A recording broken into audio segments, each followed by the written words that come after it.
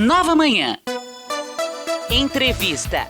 Eleição americana é o principal assunto do dia. A gente conversa com a Cristina Pessequilo, professora de Relações Internacionais da Unifesp, a Universidade Federal de São Paulo. Professora, bom dia, obrigado por atender o jornalismo da Nova Brasil. Bom dia, Nonato, Michele e todos os ouvintes. Bom, professora, eu queria perguntar aqui para a senhora o seguinte... Quem vai vencer? Não, essa nem dá, né, professora, em virtude de todo esse cenário. Mas esse é um ponto importante. Quem vai vencer por uma margem mínima.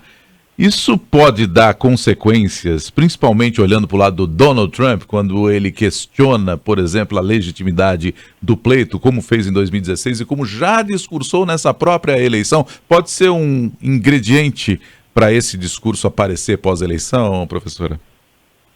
Esse momento de definição vem sendo caracterizado por diversas incertezas. Então, tem algumas pessoas que estão realmente falando nos Estados Unidos que vai ser por uma margem apertada e outras dizendo que vai ser por uma margem muito ampla, porque as pesquisas de opinião estão muito empatadas. Mas o que você mencionou, Nonato, que é a contestação dos resultados eleitorais pelo Donald Trump, ela é uma possibilidade para qualquer cenário no qual ele perca, né? Então, com uma margem grande ou com uma margem pequena.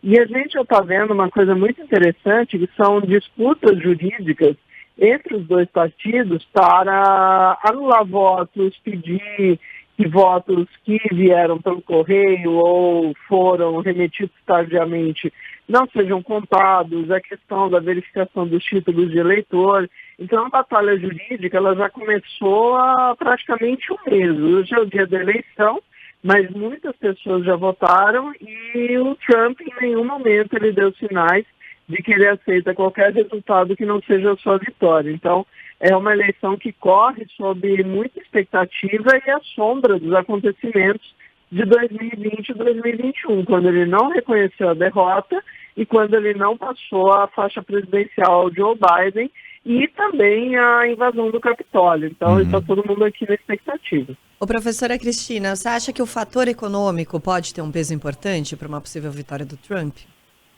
Ele é um dos mais importantes. Eu acho que na preocupação do eleitorado americano hoje, o que a gente observa são temas cada vez mais internos e a preocupação maior é justamente com a economia. Então, existe um ranking, né, das 10 maiores preocupações do eleitor americano e nós temos inflação, custo de vida, salários apertados, né, ou seja, perda de renda do eleitor como as 3 principais preocupações, além do acesso a serviços de saúde, né? Nos Estados Unidos nós não temos um serviço de saúde gratuito, a gente sempre precisa lembrar isso e valorizar aqui o SUS, e são essas as principais preocupações. A migração também aparece. Mas na sua visão, o Trump realmente poderia dar essa melhora econômica que muitos veem numa possível gestão republicana? Não necessariamente. Eu acho que para os dois, seja a Câmara ou o Trump, a situação econômica dependeria de reformas estruturais mais profundas que não necessariamente eles vão fazer, né? Ou seja, como atrair novas fábricas para os Estados Unidos, de que maneira você lida com o protecionismo comercial dos outros países, mas principalmente como você traz o protecionismo comercial para os Estados Unidos. O Trump é conhecido pelo início da guerra comercial com a China, e isso foi continuado pelo governo Biden, né? Foi uma coisa que foi similar nos dois governos. Então, é muito difícil dizer que a economia americana ela teria uma recuperação sólida, não importa com qual candidato. O que acontece é que a imagem que o Trump tem no campo econômico é mais positiva, porque no governo dele as pessoas se sentiam melhor, elas tinham uma sensação de segurança mais acentuada, e o governo que está à frente da crise econômica é o governo que a Kamala Harris é vice. Então, por isso que ele acaba tendo uma impressão de que ele resolveria mais a crise econômica, pelo menos no curto prazo. No médio e no longo prazo já é outra questão. E como tudo está interligado, né, professora, quando a gente fala de preocupação do americano com a economia, com o seu bolso, a gente tem, por outro lado, os Estados Unidos aí envolvidos, né, nos dois conflitos principais que a gente olha, que são no Oriente Médio, com apoio a Israel, até o envio de tropas, eventualmente, quando ocorreu aquele cenário mais agudo ali com o Irã, também o apoio à Ucrânia, também com a dispensa de muitos milhares e milhões de dólares para esses conflitos. Isso está tudo muito interligado. Algum dos dois postulantes, a Kamala ou o Donald Trump, poderão fazer diferente, ou a gente vai ter uma sequência do que o Biden já vem fazendo com a Kamala e o Trump fazendo uma postura diferenciada nesses conflitos? Como é que a senhora vê isso? Nonato e Michele, ouvintes aqui, a gente tem uma diferença. Eu acho que no caso de Israel não tem mudança, né? Então, os Estados Unidos, eles têm esse apoio incondicional a Israel em qualquer situação, mesmo com a gravidade do que a gente vem observando agora, de uma tragédia humanitária no Oriente Médio. Então, como eu digo sempre, ninguém nega que o Hamas atacou Israel e foi uma violência sem precedentes. Mas o que Israel vem fazendo agora no Líbano, com relação também à faixa de Gaza, também é inconcebível, né? Isso não deveria estar acontecendo, já deveria ter tido atitudes mais fortes da comunidade internacional. Mas nesse campo eu não vejo nenhuma mudança. Todos os presidentes americanos na história contemporânea, eles apoiam Israel incondicionalmente, né? Então eu acho que aqui não muda. Talvez Kamala seja menos propensa a abrir novas frentes de conflito. Mas como a gente está vendo com o governo Biden, não necessariamente isso se sustenta, né? Então, talvez um ajuste, mas nada muito significativo.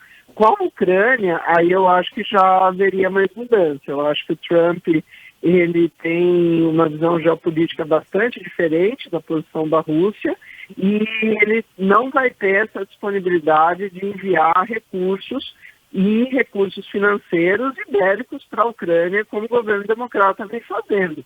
Ele já anunciou que ele não vai tolerar isso, inclusive, para explicar a crise econômica americana, ele usa como exemplo, né, mau exemplo de gastos do governo Biden a ajuda à Ucrânia. Então, ele certamente mudaria isso. Então, eu acho que Israel, os dois fariam a mesma coisa. Ucrânia, o Trump mudaria bastante a relação dos Estados Unidos com a Ucrânia, e no caso da Kamala é ainda um incógnito. Então ela diz que o apoio à Ucrânia permaneceria incondicional, né, nessa luta contra o que eles chamam de autocracias, mas também é uma questão a se ver, porque o patamar de ajuda que hoje vai para a Ucrânia é muito alto. E também, né, a gente está falando muito de eleição presidencial, mas o pacote econômico, o auxílio para a Ucrânia, tudo passa por uma outra questão, que é o Congresso Nacional, que também vai ter uma renovação. Ô, professora, bem rapidinho, que o nosso tempo já esgotou aqui, é a relação com o Brasil. Se o Trump for o vencedor, muda alguma coisa? Ou mesmo no caso da Kamala Harris também? Até pelo apoio que o Lula já deu à Kamala. Eu acho que economicamente, em termos de investimentos, continua o mesmo. Ninguém vai fazer concessões ao Brasil. Eu acho que o Brasil, ele pode ser mais afetado com o governo Trump do ponto de vista político, né? Que o Trump tem uma inclinação mais à direita. Mas, no geral, o Brasil, ele não pode escolher presidente nos Estados Unidos em nenhum país. Ele tem que seguir com uma diplomacia equilibrada, independente de quem for eleito. Tá certo. Professora Cristina Pessequilo, muito obrigado pela entrevista aqui à Nova Brasil e um bom dia aí para a senhora. Vamos acompanhar atentamente essa eleição. Bom dia a todos. Muito obrigado. Obrigada, professora. Agora são 7h27. Vamos